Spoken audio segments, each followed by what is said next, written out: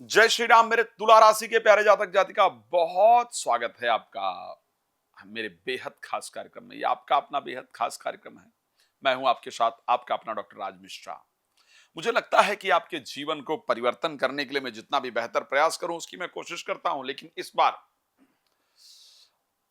छठे भाव में करीब 5 ग्रहों का योग बन रहा है। और वो 5 ग्रह कौन से हैं? सूर्य हैं, बुध हैं, शुक्र हैं, शनि हैं, राहु हैं। ये 5 ग्रहों का पंचग्रही योग आपकी राशि के 6th हाउस के अंतर्गत बन रहा है।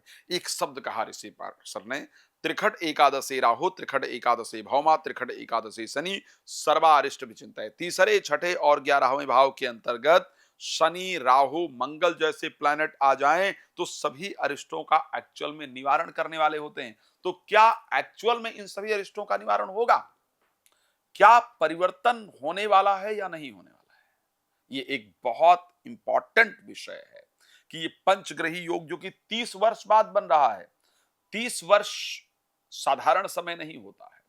तो क्या इन 30 वर्षों के बाद बनने वाले इस योग से आपके जीवन के कुछ आने वाले 30 वर्ष सुधरेंगे? इस पर चर्चा करेंगे। लेकिन एक बात आपको बता दूं, यदि आप चाहते हैं श्रीमद् भागवत कथा, श्री शिव महापुराण की कथा, श्री रामचरितमानस की कथा, संगीतमय, आनंदमय, सनातन को बढ़ाने वाली, लोगों को आनंद देने वाली, आपके जीवन में भक्ति प्रदान करने वाली हो, और वो मेरे द्वारा आप चाहते हैं, तो आप प्लीज मुझसे संपर्क कर सकते हैं और अपने क्षेत्र में आयोजन करके धार्मिक सुंदर लाभ आप जीवन में प्राप्त कर सकते हैं या कर सकती हैं। चलिए तो आपको बताते हैं कि आखिर जो छठे भाव के अंतर्गत ये संयोग बन रहा है, ये आपके जीवन के लिए क्या करने वाला है। एक तो सबसे पहली बात कर लेते हैं स्वास्थ्य को लेकर के, क्योंकि शुक्र राशि स्वामी है। शुक्र 7th हाउस में गोचर करेंगे, इस कारण से 6th हाउस में गोचर करेंगे। इसलिए मैं ये जरूर कह सकता हूं, खैर शुक्र मार्गी भी हो जाएंगे इस महीने में, तो ये जरूर कह सकता हूं कि आपके स्वास्थ्य को लेकर के मेजर प्रॉब्लम नहीं आने देंगे। मतलब कोई बड़ी प्रॉब्लम स्वास्थ्य को लेकर के आए, इस प्रकार की कंडीशन नहीं आने देंगे। लेकिन उसके साथ साथ छोटी छोटी परिस्थितियां स्वास्थ्य को लेकर के परेशान करेंगी, एक और चीज उत्पन्न करेंगे, और वो है वहम। वहम उत्पन्न करेंगे इस महीने में। आप देखिएगा, वहम बनेगा भी बनेगा कि मुझे ऐसा तो नहीं हो जाएगा, मुझे वैसा तो नहीं हो जाएगा, मुझे ये तो नहीं होगा, मुझे वो। इस प्रकार की जो वहम है वो आपको बहुत परेशान करने वाली। एक बात और कह सकता हूं, यदि आप तुला राशि के जातक जातिका हैं, यदि आपकी राशि तुला है, एक चीज से आप बिल्कुल पहचान सकते हैं।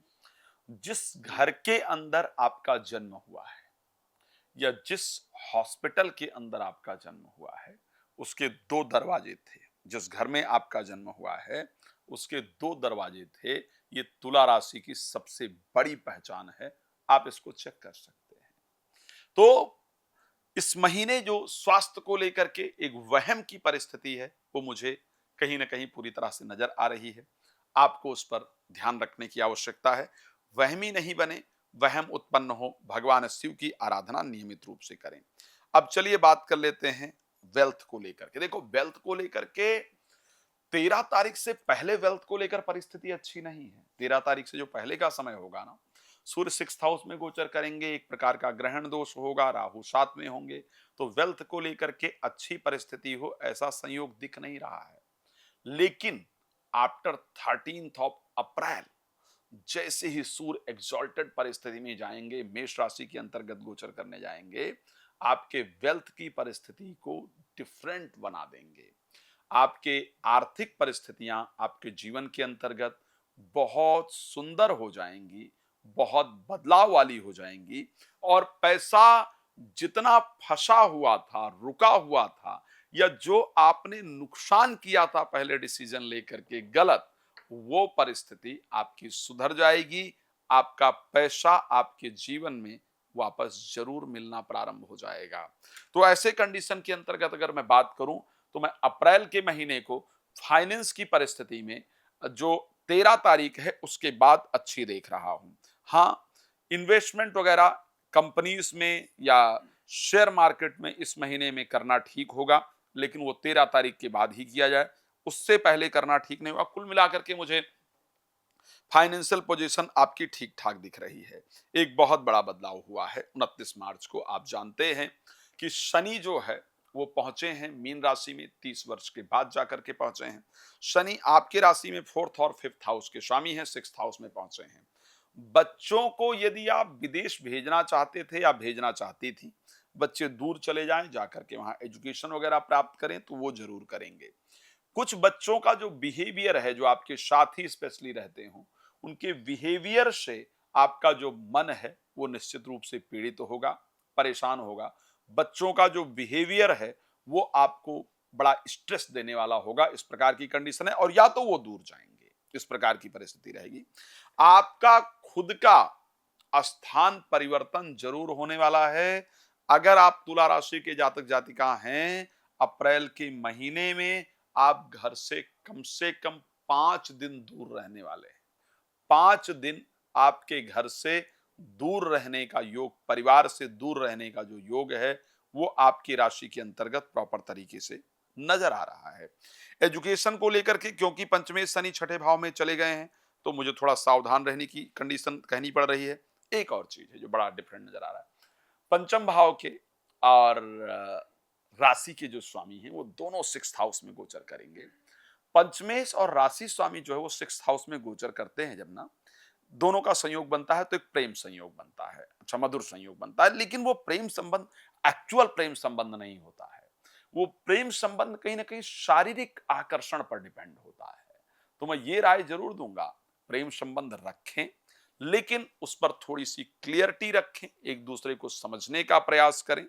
और प्रेम मन से होता है, शरीर से नहीं होता है, इसको ध्यान रखिएगा। प्रेम, वो किसी ने कहा था, कभी रोती कभी हंसती कभी लगती शराबी सी, मोहब्बत जिनमें होती है वो आंखें और होती हैं। तो प्लीज थोड़ा सा मन से प्रेम किया जाए, एक दूसरे की भावनाओं को समझा जाए, सामाजिक मर्यादाओं को समझा जाए। इस चीज का आपको विशेष रूप से ध्यान रखने की आवश्यकता है। तो बेहतर होगा। मैरिड लाइफ में जीवन साथी को नौकरी मिल जाएगी। मैरिड लाइफ इस महीने बेहतर रहेगी, ठीक चलने वाली है, कोई दिक्कत नहीं है। भाग्य का सपोर्ट मिलेगा इस महीने। तो नौकरी में इस महीने परिवर्तन मुझे जरूर नजर आ रहा है, तो नौकरी परिवर्तित होगी इस महीने। कुछ नए ऑफर आपको जरूर प्राप्त होंगे। और हाँ, प्रोफेशनल लाइफ में लड़ाई झगड़ा करने से आपको बचने की आवश्यकता है। लड़ाई झगड़ा करने से आपको स्पेशली नुकसान होगा, इस प्रकार का योग है। इस पर खैर एक लंबी चर्चा भी कर सकते हैं।